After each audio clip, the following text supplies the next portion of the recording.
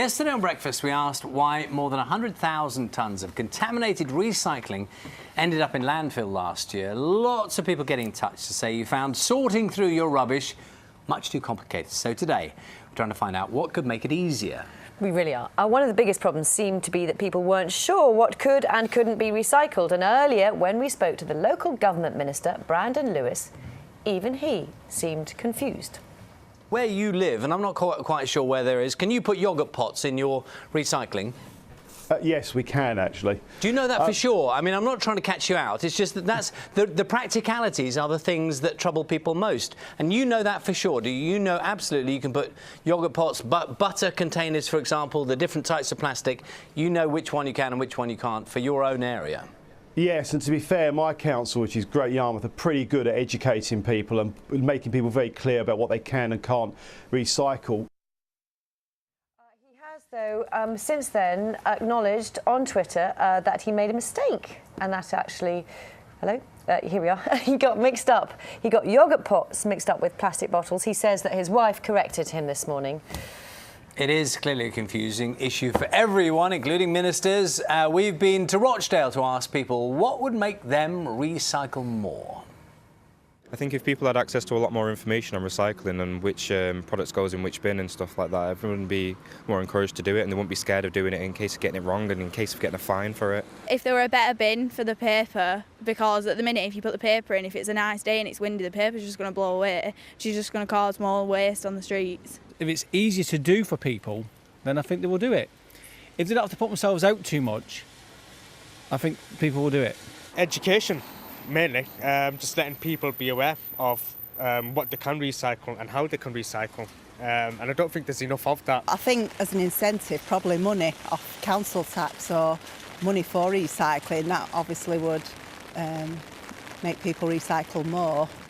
So many suggestions. Let's try to sort of get a bit of clarity for all of us, shall we? Phil Barton is from the Keep Britain Tidy and Richard Evans is from Rochford Council, which is #1 English council for recycling. Congratulations on that, first of all. Thank you very much. Morning both. Thanks very much for joining us. We spoke to a minister earlier and Charlie asked him whether or not yoghurt pots could be recycled. He thought they could be, and it turns out they're not. How many people are confused? Who was? Are we all confused?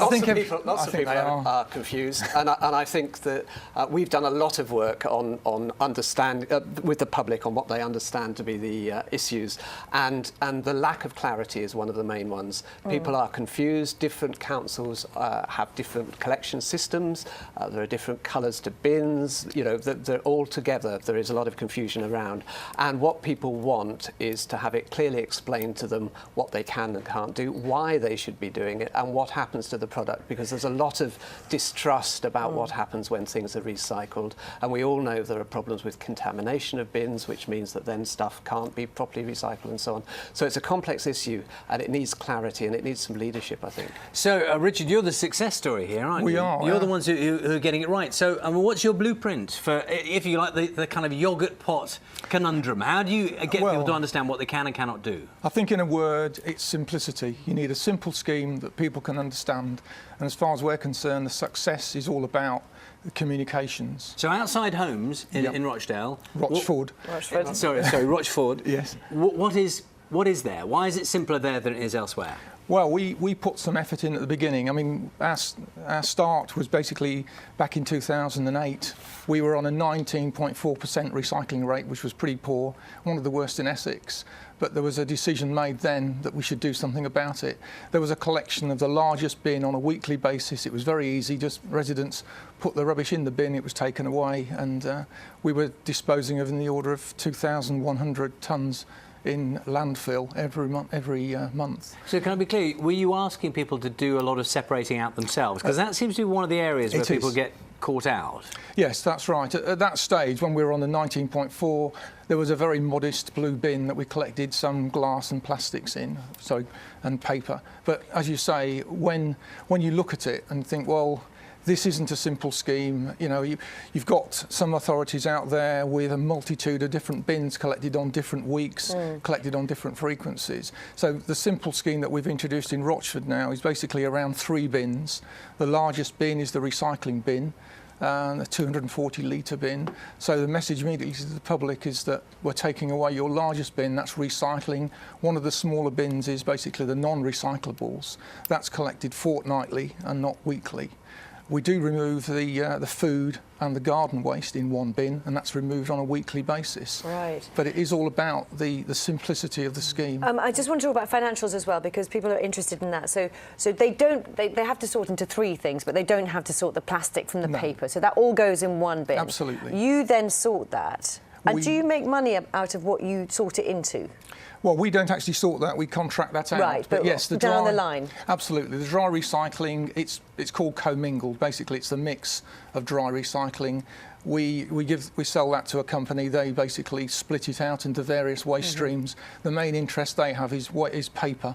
That's where the money is. You see, Phil, it's interesting listening to Richard's blueprint there. It doesn't sound that difficult, does it? I mean, you must be confounded that others can't.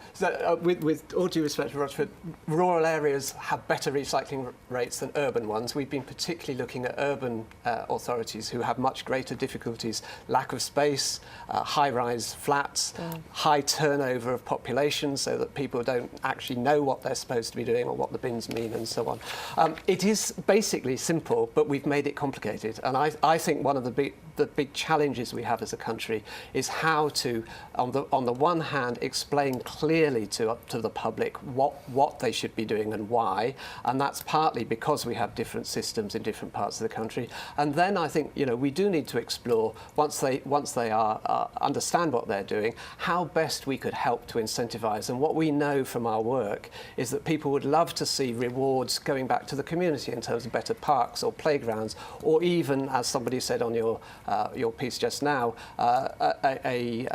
having some of their council tax rebated back if they save the council money. We're running out of time. Rochford Council, what do they spend the money they make on it back, or do you have any in the end? Just really quickly. Yeah, I mean, basically, it is about making the scheme as sharp as we can make it. We work very closely with their contractors, CETA. We rely upon them to carry the messages through to the residents as well. But it's all about trying to make the scheme as simple. People don't want to think about their bins all the time. Okay. They just want it taken away. Do you know what? We may not want to think about them, but we like talking about them. Everybody's absolutely fascinated. Thank you. Thank you.